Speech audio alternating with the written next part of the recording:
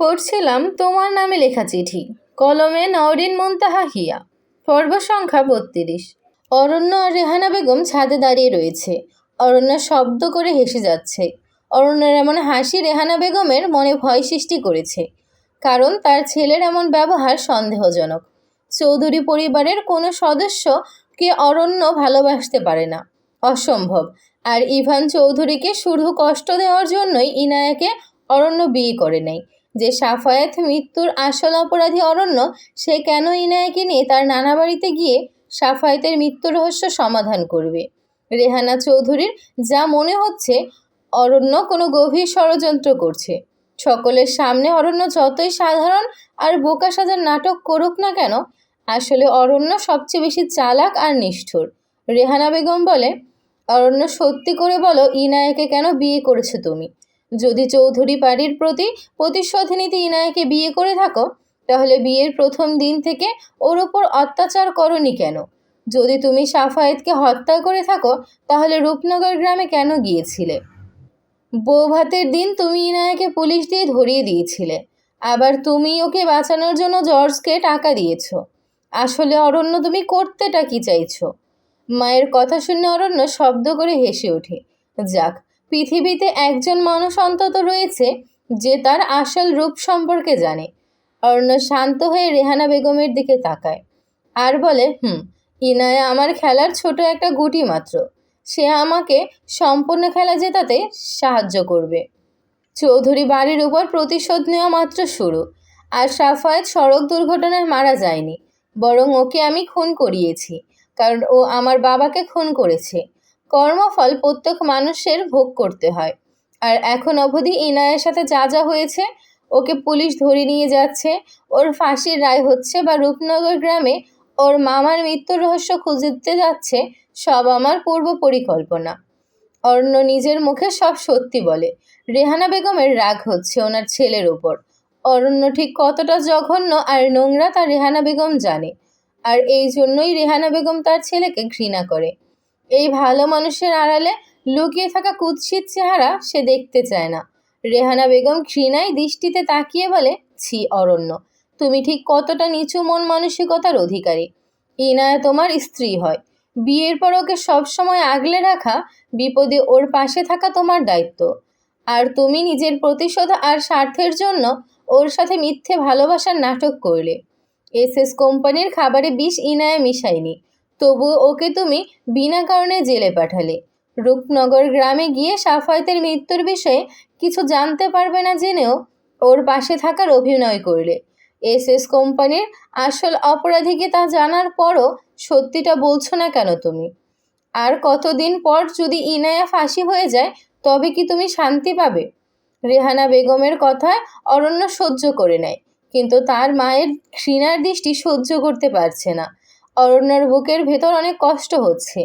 তার মায়ের চোখের থেকে চোখ সরিয়ে নিয়ে অরণ্য বলে, আম্মু, তোমার কি মনে হয় এই অরণ্যরাজ চৌধুরী এত জঘন্য? নিজের ছেলের মাথায় থাকা পরিকল্পনার বিষয়ে জানো, আর ছেলের চোখ দেখে সত্যিটা বোঝার মধ্যে যথেষ্ট পার্থক্য থাকে।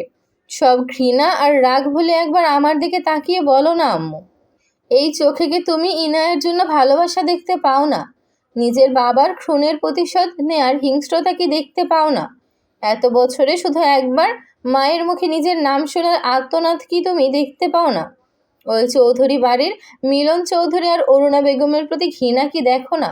শুধু কি মিথ্যে অভিনয় আর স্বার্থই দেখো? অরণ্যর কথা শুনে রেহানা বেগম কতক্ষণ থমকে দাঁড়ায়। তার শরীরে থাকা রাগ কমে যায়। অরণ্যর চোখ বেয়ে পানি গড়িয়ে পড়ে। বাবার মৃত্যুর পর অরণ্য আজ প্রথম কান্না করেছে। রেহানা বেগম বলে, অরণ্য, তুমি কি ইনায়াকে ভালোবাসো? তাহলে ওকে শাস্তি কেন দিলে? আর তোমার বাবার খুন সাফায়েত করেছে টাকার জন্য, কিন্তু তুমি তো সাফায়েতকে মেরে ফেলেছো। তাহলে আর কিসের প্রতিশোধ নিবে তুমি? কার থেকে প্রতিশোধ নিবে? মিলন চৌধুরী আর অরুণা চৌধুরী তোমার বাবার খুনি না? হ্যাঁ, ওনারা যা করেছে আমাদের সাথে অন্যায়। আর ইনায়ের সাথে যদি তোমার কোনো শত্রুতা নাই থাকে, তবে ওকে শাস্তি কেন দিচ্ছ? ওর যদি ফাঁসি হয়ে যায়, তখন তুমি কি করবে? রেহানা বেগমের কথার জবাবে অরণ্য বলে, আমি মারা যাব আম্মু। ইনায়াকে হারিয়ে ফেললে তোমার অরণ্য বাঁচবে না আম্মু। ইনায়াকে আমি অনেক ভালোবাসি। বিশ্বাস করো আম্মু, ইনায়ের যদি ফাঁসি হয়ে যায় তাহলে আমিও জীবিত দাফন হয়ে যাব। আম্মু, ইনায়ের সাথে কোনো মিথ্যা নাটক বা অভিনয় আমি করছি না। ওকে সত্যি ভালোবাসি আমি। অরণ্য আর রেহানা বেগম অনেক সময় কথা বলে। মা ছেলে আজ প্রথম কোনো বিষয়ে এত সময় কথা বলল। রাত প্রায় 12টার সময় অরণ্য রুমে ফিরে আসে। ইনায়া বিছানায় শুয়ে ঘুমিয়ে আছে। বিছানায় শুয়ে পড়ে অরণ্য। ইনায়াকে নিজের কাছে নিয়ে আসে। ওর বুকে ইনায়ের মাথা রাখে। ইনায়াও ঘুমের মধ্যে অরণ্যকে জড়িয়ে ধরে। অরণ্য মনে মনে বলে, সরি ইনায়া, আপনাকে এত কষ্ট দেওয়ার জন্য। বিশ্বাস করুন ইনায়া, এই অরণ্য চৌধুরী নিষ্ঠুর বা স্বার্থপর নয়। শুধু নিজের জীবনের ঘটে যাওয়া অতীত তাকে এমন তৈরি করেছে। তবে যারাই হয়ে যাক না কেন, অরণ্য আপনাকে নিজের থেকে দূর করবে না কখনোই। ভালোবাসি ইনায়া, অনেক ভালোবাসি আপনাকে। অরণ্য কথাটা বলে ইনায়াকে শক্ত করে জড়িয়ে ধরে ঘুমিয়ে পড়ে। সকাল প্রায় 9টা বাজে। ইনায়া আয়নার সামনে দাঁড়িয়ে তৈরি হচ্ছে, আর তার মিটিং রয়েছে। ইনায়া জানে আজ চৌধুরী গ্রুপেই তার কাজ। তার মানে আবার ইভানের সাথে দেখা হবে। ইনায়া জীবনে আর কখনো ইভানের সম্মুখীন হতে চায় না। তবে তার নতুন জীবন নিয়ে যথেষ্ট খুশি সে। আর ইভান নিশ্চয়ই নিজের অফিস নিয়ে বিজি থাকে। তবে ইনায়া নিজের কাজের জায়গায় যথেষ্ট প্রফেশনাল। আর সে প্রতিটা কাজ মনোযোগ সহকারে করে। সেখানে ইভান যদি থাকে তাহলে নিজেকে এলোমেলো লাগবে তার। হাজার চেষ্টা করলেও প্রথম ভালোবাসা কেউ ভুলতে পারে না। অরণ্য রুমে এসে দেখে ইনায়া আয়নার সামনে দাঁড়িয়ে রয়েছে। অরণ্য আজ নিজে অফিসে যাবে। অরণ্য বলে, কি হয়েছে ইনায়া? এমন লেখক সাহিত্যিকের মতো কেন ভাবনার জগতে হারিয়ে গেলেন? অরণ্যর কথা শুনে ইনায়ার ঘোর কাটে। আর বলে, না কিছু হয়নি। আসলে আজ দুটো মিটিং রয়েছে।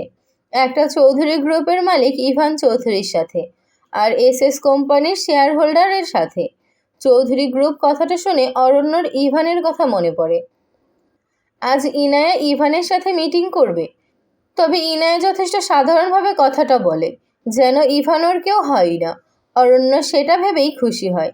সে ইনায়ের কাছে যায় আর বলে, ওকে, তাহলে আমি আপনাকে ড্রপ করে দিব।